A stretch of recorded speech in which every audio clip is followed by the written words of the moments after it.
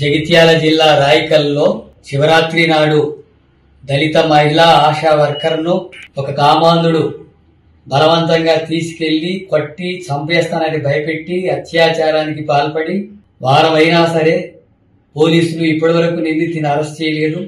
అలాగే కేసు కూడా ప్రాపర్ గా నమోదు చేయలేదు. ఎస్సీ ఎస్టీ అట్రాసిటీ కేసును కూడా నమోదు చేయలేదు.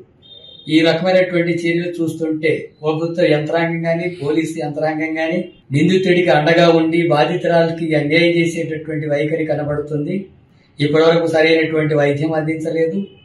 ప్రభుత్వం వెంటనే జోక్యం చేసుకొని ముఖ్యమంత్రి కూడా వెంటనే స్పందించాలా. దళిత మహిళల మీద ఆశా వర్కర్ల మీద ఇటువంటి దారుణాలు జరుగుతున్నప్పుడు ప్రభుత్వం బాధ్యతగా స్పందించాల్సినటువంటి అవసరం ఉంది. వెంటనే నిందితుడిని అరెస్ట్ చేయాలి. ఎస్సీ ఎస్టీ అట్రాసిటీ కేసును కూడా నమోదు చేయాలి. ఫాస్ట్ ట్రాక్ కోర్టును ఏర్పాటు చేసి కఠినంగా శిక్షించేందుకు చర్యలు తీసుకోవాలా.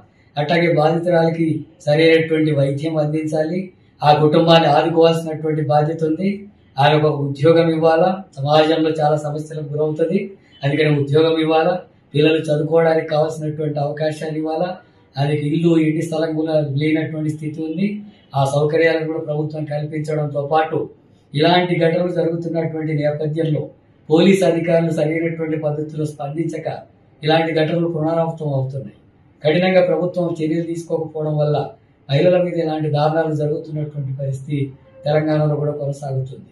అందుకని ప్రభుత్వం వెంటనే జోక్యం చేసుకొని నిర్లక్ష్యంగా వివరించినటువంటి పోలీసు అధికారుల మీద కూడా చట్టపరంగా చర్యలు తీసుకోవాలా. ఇలాంటి ఘటనలు పునరావృతం కాకుండా ప్రభుత్వ యంత్రాంగం అప్రమత్తంగా వ్యవహరించాలి. చట్టాలను పటిష్టంగా అమలు చేయాలి. మహిళలకు తగినటువంటి రక్షణ కల్పించేటట్టుగా చర్యలు తీసుకోవాలని చెప్పి సిపిఎం పార్టీ రాష్ట్ర ముఖ్యమంత్రిని డిమాండ్ చేస్తున్నారు.